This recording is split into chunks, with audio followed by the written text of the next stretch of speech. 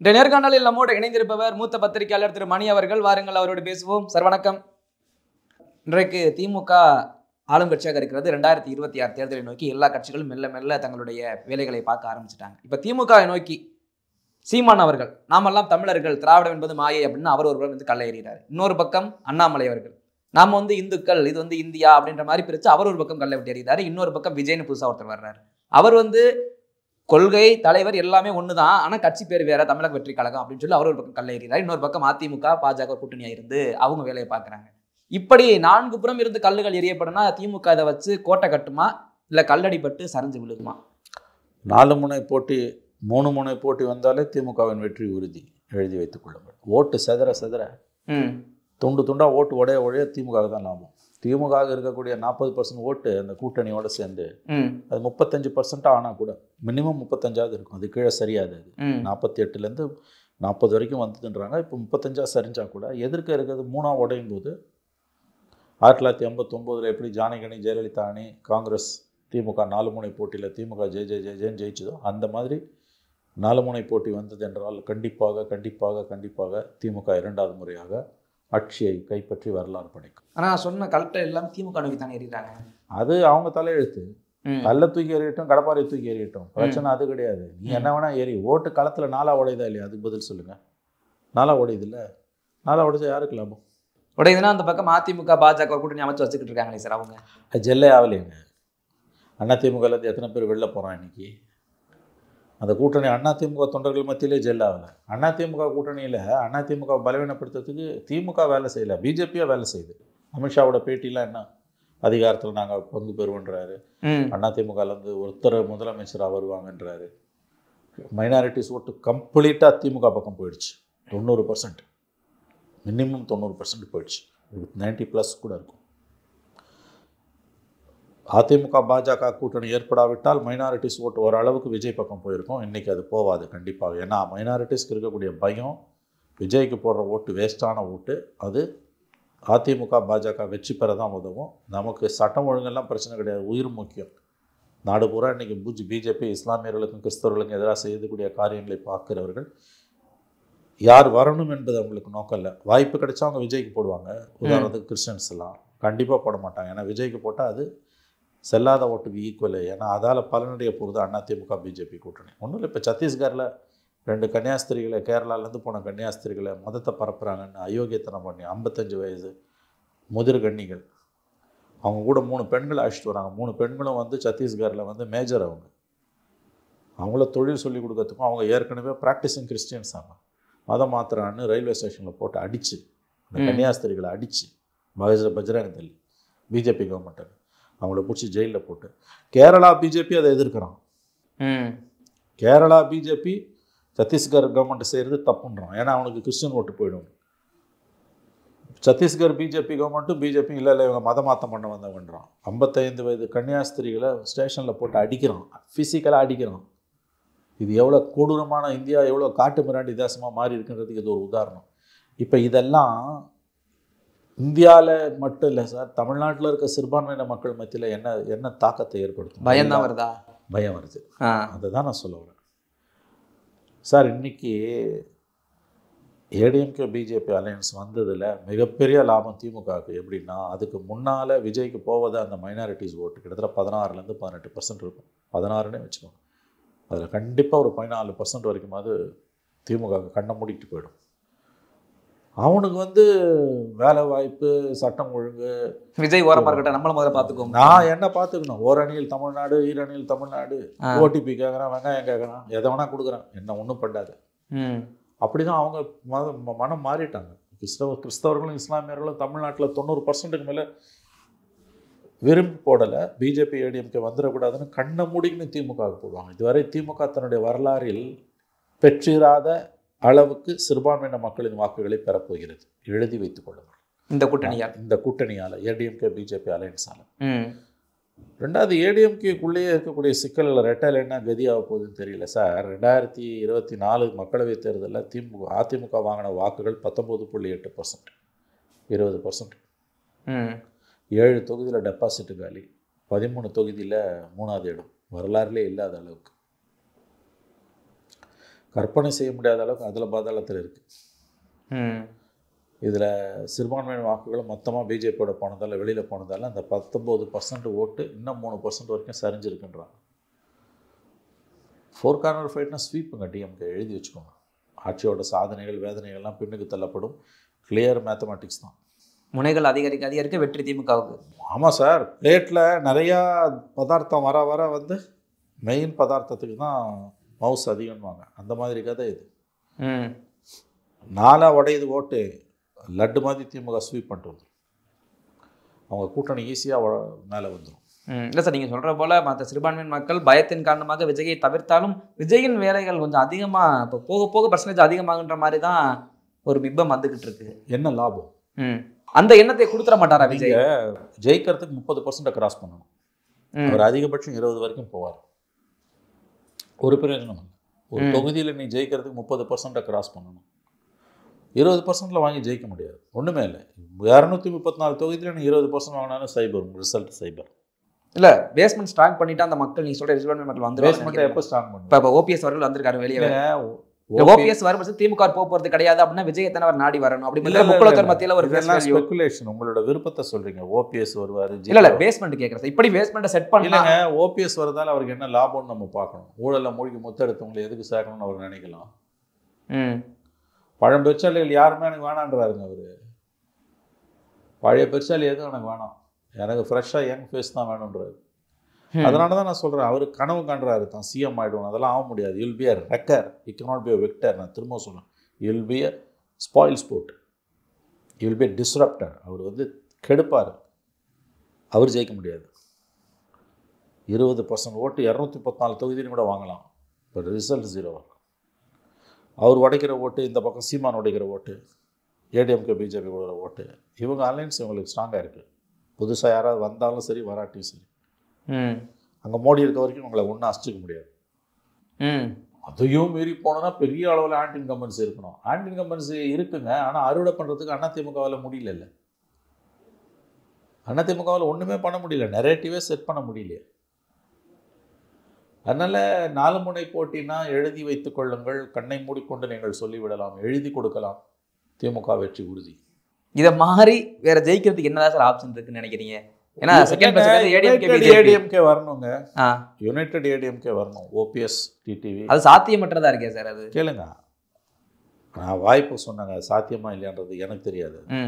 ஒன்றுபட்ட அதிமுக வரணும். அவங்க பழைய அலையன்ஸ் பாமக. இப்போ அடுத்த பெரிய பிரச்சனை பாமக. அவன் 4% ஓட்டு இருந்தது. ஆமாம், அதிமுக பாஜக கூட்டணியில் 3வது இருக்க ஒரே பெரிய கட்சி பாமக. பாமக தவிர்த்து மற்றதெல்லாம் letter pad party, 1 member party.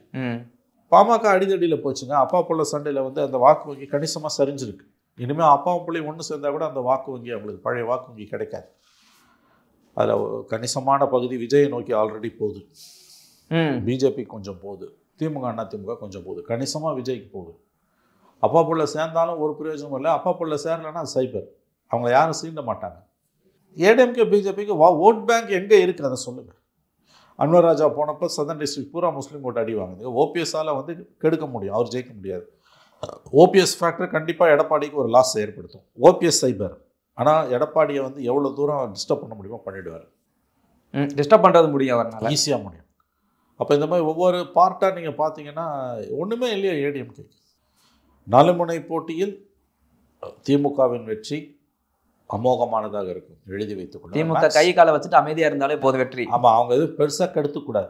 Work பண்ணணும், அப்படி ஹார்டாக ஒர்க் பண்ணணும், பண்ணுவாங்க. பெரிய அளவில் வந்து கள்ளக்குறிச்சி மாதிரி இன்சிடென்ட் எதுவும் நடக்கூடாது. லா அண்ட் ஆர்டர் பெரிய அளவில் கட்டக்கூடாது. கட்சிக்கார அராஜகம், போலீஸோட அட்ராசிட்டிஸ், இது எல்லாத்தையும் கண்ட்ரோல் பண்ணணும். அதை பண்ணாங்கன்னா ஈஸியாக ஜெயிச்சுருவாங்க எனக்கு தெரிஞ்சு. 4 முனை போட்டியில் இதெல்லாம் பண்ணாட்டி கூட ஜெயிப்பாங்க. இதை பண்ணாங்கன்னா இன்னும் அமோகமாக ஜெயிப்பாங்க. இப்போ இருக்க சூழல், கலச்சூழல் ஸ்டாலினுக்கு சாதகமாக இருக்குங்க. ஸ்டாலின் தான் தமிழ்நாடு வரலாறுலேயே லக்கியஸ்ட் சிஎம். அவருக்கு எதிர்கட்சியே இல்லை. கருணாநிதிக்கு ஜெயலலிதா, ஜெயலலிதா கருணாநிதி, எடப்பாடிக்கு ஸ்டாலின். ஸ்டாலினுக்கு எதிர்கட்சியே இல்லை. எதிர்கட்சி இல்லைன்னா அது ஜனநாயகத்துக்கு ஆபத்து, ஆனால் ஆளுங்கட்சிக்கு அது லாபம். திமுக நேரம் நல்லா இருக்குது சார். இதில் விஜயோட ரோல் சார் திரும்ப திரும்ப சொல்ல காரணம், ஓபிஎஸ் வெளில இருக்கார் ஒரு பக்கம், இன்னொரு பக்கம் அவர் மதுரை மாநாடு போட போகிறார். அதுக்கு முன்னாடி காங்கிரஸ் ராகுல் காந்தி சந்திக்க போறாருலாம் பேசுறாங்க. எனக்கு தெரிஞ்சு காங்கிரஸ் அங்கிருந்து வருமா அப்படின்றது சந்தேகம் தான். ஏன்னா 25 சீட்டு கொடுக்குறாங்க, எம்எல்ஏ சீட்டு போட்ட 21 கொடுத்தாங்க. அப்படி பட்சத்தில் அவங்க திமுக விட்டு வருவாங்களா அப்படின்றதே கேள்விக்குறி. இதெல்லாம் தாண்டி விஜய் என்ன ரோல் பிளே பண்ண, என்ன ஐடியா தான் வச்சிருக்காருன்னு நினைக்கிறீங்க? அவர் வரணுங்க, களத்துக்கு வரணும். இன்னும் கிரவுண்டுக்கே வரல. அவர் காங்கிரஸோடலாம் விஜயோட போவாது, கண்டிப்பாக போவாது. சோனியா காந்தி ராகுல் காந்தி இருக்க வரைக்கும் அது போவாது. அவங்களுக்கு வந்து 29 எலெக்ஷனில் ஒரு 10 சீட்டு திமுக மறுபடியும் கொடுத்தா 2 எலெக்ஷனில் ஒன்றா இருந்திருக்காங்க. அதனால் போக மாட்டாங்க. 25 ஆட்சியில் பங்கு, அதிகாரத்தில் பங்கு அதெல்லாம் பெருசாக கண்டுக்க மாட்டாங்க. தமிழ்நாட்டில் அவங்க இல்லை, ரேடர்லேயே கிடையாது. டெல்லிக்கு இப்போ எம்பி எலெக்ஷன் வரும்போது 10 சீட்டு வேணும் அவங்களுக்கு. அதனால் விஜய் காங்கிரஸ்லாம் அபத்தமான கருத்து, அதுக்கு வாய்ப்பே இல்லை. அந்த டாக்கை கிளப்பி விட்றாங்க திமுக கிட்ட கூடுதல் சீட்டை வாங்குறதுக்கு. அதனால் திமுக வந்து அவ்வளோ சீக்கிரமாக ஒரு சீட்டு கூட தூக்கி கொடுத்துறாரு. விஜய் காங்கிரஸ் கூட்டணிக்கு 100% வாய்ப்பு இல்லை, எழுதி வைத்துக் கொள்ளுங்கள். அது திமுகவை பிடிக்காதவர்கள் தங்களுடைய பகுத்தறிவுகை பாடையில் ஏற்றிவிட்டு பிடிச்சதை பேசுகிறாங்க. இப்போ நம்ம பிடிச்சதை பேச முடியாதுங்க, எனக்கு கூட கருத்துக்கள் இருக்குது. ஆனால் யதார்த்தத்தை உண்மை எடை போடும்போது அதை தானேங்க நான் பேச முடியும். ஆட்சி மாற்றம் வந்தால் நல்லதுன்னு தான் நானும் நினைக்கிறேன். ஆனால் அதுக்கு வாய்ப்பே இல்லைன்றதான யதார்த்தம். அப்போ நான் அதை தானே பேச முடியும். Stalin is the most luckiest சிஎம்னு அதனால தானே சொல்கிறேன். அன்றைக்கு எடப்பாடி அவர்கள் ஆட்சி முடியும் போது ஸ்டாலின் பண்ண அந்த ஒரு வியூகத்தை இப்போ எடப்பாடியால் பண்ண முடியல, விஜயால பண்ண முடியல. எடப்பாடி என்னங்க பண்ணுறாரு? ஒன்றுமே பண்ணலையாங்க. அவர் வந்து ஒரு பலவீனமான எதிர்க்கட்சி தலைவராக தானே இருக்கார். எவ்வளோ பிரச்சனை இருக்குது, அவரால் எதாவது பண்ண முடிஞ்சுதா? இந்த 4.5 வருஷத்தில் திமுகவுக்கு எதிராக ஓரளவாது அப்போசிஷனில் இருந்து நரேட்டிவை செட் பண்ண முடிஞ்ச ஒரே ஆள் அண்ணாமலை. தடாலடியாக ஏதோ பண்ணி அதில் நிறையா பொய் இருக்கும். ஆனால் வந்து ஏதோ ஒரு அரசியலை, ஒரு தடாலடி அரசியலை அவர் பண்ணார். மக்கள் திரும்பி பார்த்தாங்க, அவரை உடனே திரும்பினாங்க, திமுக உடனே திரும்பினாங்க. இன்னைக்கு பிஜேபி அவரையும் கைட்டுடுச்சு. நயினார் நாகேந்திரன் இருக்காரா இல்லையான்னு தெரியல. இல்லை அங்கேயே ஒரு டாக். அண்ணாமலை அவர்கள் வந்து சோசியல் மீடியாவில் தான் அரசியல் பண்ணுறாரு. ஆனால் நயினார் நாகேந்திரன் களத்தில் அரசியல் பண்ணுறாரு, களத்தில் கீழ்ச்சார் அரசியல் பண்ணார். அண்ணாமலை பிடிக்குதோ பிடிக்கலையோ ஒரு தடாலடி அரசியல் பண்ணாருங்க, கிரவுண்டில் இறங்கி பண்ணாருங்க. நயினார் களத்துலையும் பண்ணலை, சோஷியல் மீடியாலையும் பண்ணல. அஃப்கோர்ஸ் சோஷியல் மீடியாவில் அவருக்கு ஒரு ஆர்மி இருக்குது அண்ணாமலைக்கு, அது வேற. பட் அது கிரவுண்டில் ரிஃப்ளெக்ட் ஆச்சு இல்லை. அண்ணாமலை வந்த பிறகு தானே தமிழ்நாட்டில் பிஜேபிக்கு வந்து ஓரளவாது மவுசு கூடிச்சு. அவர் கொஞ்சம் ஓவராக போயிட்டார். அதோட பலன் இன்னைக்கு அவர் மட்டும் ஒழுங்காக இருந்தது. அவங்க பழைய ஏடிஎம்கே, ஒன்றுபட்ட ஏடிஎம்கே 19 அலையன்ஸ் இருந்ததுன்னா 24 எலெக்ஷனில் குறைஞ்சது 12 சீட்டு ஜெயிச்சிருப்பாங்க. 12லேருந்து 14 சீட் வரைக்கும் ஜெயிச்சிருப்பாங்க. மினிமம் 12 சீட்டு ஜெயிச்சிருப்பாங்க. அதை கெடுத்த பெருமை அண்ணாமலைக்கு தான் போகும், அது உண்மை. இல்லை அன்றைக்கு நீங்கள் இப்போ தேர்தலுக்கு அதிமுக பாஜக ஒன்றா இருந்தால் வராதுன்னு சொல்கிறீங்க. அன்னைக்கு 2019 அதிமுக பாஜக ஒன்றா இருந்தால் வந்திருக்குன்றீங்க. இல்லைங்க, நான் சொல்கிறது நல்லா கேளுங்க. பார்லிமெண்ட் எலெக்ஷனில் வேறுங்க. நான் சொல்கிறது அண்ணா திமுக பிஜேபி மட்டும் இல்லைங்க. அதோட 19 அலையன்ஸ் தேமுதிக, பாட்டாளி மக்கள் கட்சி, ஆமாம் ஆமாம், ஏசி சண்முகம், உடையாமல் வேற, ஜான் பாண்டியன், கிருஷ்ணசாமி, ஜி.கே. வாசன், இந்த டீம் எல்லாம் அப்படியே இருந்திருந்ததுன்னா டிடிவி தினகரன் உட்பட கண்டிப்பாக 12 சீட் அடிச்சிருப்பாங்க, கண்டிப்பாக அடிச்சிருப்பாங்க. பார்லிமெண்ட்டில் வரும்போதுங்க, இப்பயும் நான் சொல்கிறேங்க, அசம்பிளி இல்லைங்க, ஒன்றுபட்ட அண்ணா திமுக வந்து அதே அலையன்ஸ் இப்போ அசம்பிளியில் வந்ததுன்னா ஆட்சி மாற்றமே வந்துடும். ஒன்று தெரிஞ்சுக்கோங்க, நீங்கள் எதிர்கட்சி ஒற்றுமை தாங்க ரொம்ப முக்கியமானது. இண்டெக்ஸ் ஆஃப் அப்போசிஷன் யூனிட்டின்னு ஒரு தியரி, ஐஓயூன்னு ஒரு தியரியே உண்டு. எதிர்கட்சி ஒற்றுமை இல்லைன்னா ஆளுங்கட்சியை வீழ்த்த முடியாது. ரொம்ப சிம்பிளான விஷயம். இப்போ நான் சொல்கிறது வந்து துண்டு துண்டாக இவங்க சதுரி கிடக்குறாங்க. பிஜேபியும் ஒழுங்காக பேசணும். பிஜேபி வாயில் வந்தெல்லாம் பேசக்கூடாது. ஏடிஎம்கே பிஜேபி அலையன்ஸால் திமுக லாபம்னு நான் சொல்லும்போது ஆஸ் சச் அது வந்து அலையன்ஸால் மட்டும் இல்லை. அதுக்கு பிறகு அண்ணாமலை பேசுகிற பேச்சு, அண்ணா திமுக உடஞ்சி கிடக்கிறது, இது எல்லாத்தையும் வச்சு 2019 ஏடிஎம்கே அலையன்ஸ் டிடிவியும் சேர்த்துக்கணும், இல்லை கூட்டணியிலையா சேர்த்துக்கணும். அந்த அலையன்ஸ் இருந்ததுன்னா ஆட்சி மாற்றம் உறுதி. ஆனால் அது இல்லை. அப்போ ஓட்டு நாளாக உடையுது. விஜய் ஒரு பக்கம் உடைக்கிறார். அந்த அலையன்ஸ் இருந்ததுன்னா விஜய் உடைச்சாலும் ஏடிஎம்கே அலையன்ஸ் ஜெயிக்கும். ஆனால் இப்போ அது இல்லாததால் திமுக வெற்றியை தடுக்க முடியாது யாரும். அவங்களே பெரிய தப்பு பண்ணி யானை மண்ணள்ளி போட்டுக்கிற மாதிரி திமுகவை தற்கொலை செய்து கொண்டால் தவிர அவர்களுடைய வெற்றியை 26இல் யாராலும் தடுக்க முடியாது. 4 முனை போட்டியில் எழுதி வைத்துக் கொள்ளுங்கள், திமுகவின் வெற்றி உறுதி. சார், 4 முனை போட்டி இன்னொன்று வந்து வதந்தியாக பேசப்படுறது. அண்ணாமலைக்கு அந்த அளவுக்கு பாஜக இப்போ கொஞ்சம் ஈடுபாடு இல்லாமல் ரொம்ப தள்ளி தான் இருக்கிற மாதிரி தெரியுது. ஒருவேளை அண்ணாமலை தனியாக வரும் பட்சத்தில் அண்ணாமலை சீமான் போன்றவர்கள்லாம் ஒரு அணியில் திரண்டாங்கன்னா அது எப்படி சார் 5 முனையா போகுது அப்படின்னா என்னவா இருக்கும் அடுத்து? அப்போ திமுக இன்னும் கூடுதலாக சீட்டு ஜெயிக்கும். 4 முனைகள் அதிகரிக்க திமுக 4 முனை போட்டியில் 140 160 வராங்கன்னா நீங்கள் சொல்கிறதெல்லாம் நடந்தனா 150 வரைக்கும் போகும். துண்டு துண்டாக உடைய புதுசாக ஆளுங்க உள்ளே வர திமுகவோட கிராஃப் ஏறிக்கிட்டே போகும். அவங்க அலையன்ஸ் இன்டாக்டுங்க, ஞாபகம் வச்சுக்கோங்க. ப்ளஸ் அவங்கக்கிட்ட பணம் இருக்குது, மீடியா இருக்குது, ஓரளவு நலத்திட்டங்களும் பண்ணியிருக்காங்க. ஆன்டி இன்கம்பன்சி இருக்க மறுக்கல. ஆனால் அந்த ஆன்டி இன்கம்பன்சியை ஆன்டி மோடி இட்டு நிரப்பும். ஒருவேளை ஆன்டி இன்கம்பன்சி ரொம்ப அதிகமாக இருந்ததுனாலும் ஓட்டு உடையும் போது வெரி சிம்பிள். 89 கருணாநிதியை புதுசாக போட்டாங்க கிடையாது, ஓட்டு உடஞ்சது வந்தார். ஜெயிச்ச கருணாநிதி அதே ஒரு மாதத்தில் அதிமுக 2 அதிமுக ஒன்று சேர்ந்து மருங்காம்புரி கிழக்கு மதுரையில் அமோகமாக ஜெயிக்குது. அதிமுக 2 அதிமுக ஒன்றா சேர்ந்த உடனேயே ஜெயிக்குது, ஒரே மாதத்தில் ஜெயிக்குது. ஓட்டு உடைய திமுக தாங்க லாபம். திமுகவின் கூட்டணியை உடைக்காமல் சாத்தியம் கிடையாது. எக்ஸாக்ட்லி. திமுகவோட கூட்டணி கட்சிகள் ஏதாவது வெளியேறினாலே தவிர அவங்கள தோற்கடிப்பது என்பது முடிவு. ஒரு கட்சி வெளியேறினாலும் அங்கே வாய்ப்பு வந்துடும். அப்படி இல்லை, அது காங்கிரஸ் வெளியேறணும். முதல் இடத்துல 4% தான். மற்றபடி சிபிஐ சிபிஎம்ல சேர்ந்தே 1%, விசிகா 1%, 98 0.98. இந்த பர்சன்டேஜ் கம்மியா இருக்கான எது அடிப்படையில் சார் கூட்டணி ஸ்ட்ராங்கா இருக்கு? விசிகா மைனாரிட்டிஸ் வேற இன்னைக்கு அவங்களுக்கு என் மாசம் திரண்டுட்டாங்க. மைனாரிட்டிஸ் அவங்க பின்னால போயிட்டாங்க. காங்கிரஸ் வெளியேறினாங்கன்னா மைனாரிட்டிஸ் வெளியேறிடுவாங்க. காங்கிரஸை கூட வச்சிருக்கிறதுக்கு காரணம், காங்கிரஸ் திமுக வெளியில் அனுப்புதுன்னா நாளைக்கு பிஜேபியோட போகுது, அதுக்கு தான் காங்கிரஸை கைட்டுது மைனாரிட்டிஸ் அஞ்சுவார்கள். அதனால ஸ்டாலின் காங்கிரஸை இழக்க மாட்டார். தன்னுடைய நம்பகத்தன்மைக்காக இதுவரை வரலாறுல இல்லாத அளவுக்கு மைனாரிட்டிஸ் ஓட்டு திமுக போகுது. அதனால் அவர் கண்டிப்பாக வந்து காங்கிரஸை இழக்க மாட்டார். இந்த அலையன்ஸ் உடையாமல் காங்கிரஸ் வெளியில் வராமல் திமுகவை வீழ்த்த முடியாது, காங்கிரஸ் வெளியில் வராது. ஓகே சார், எங்களுடைய பல்வேறு கேள்விகளுக்கு உங்கள் நேரத்தை அதிக பதில் ரொம்ப நன்றி. தொடர்ந்து பேசுவோம்.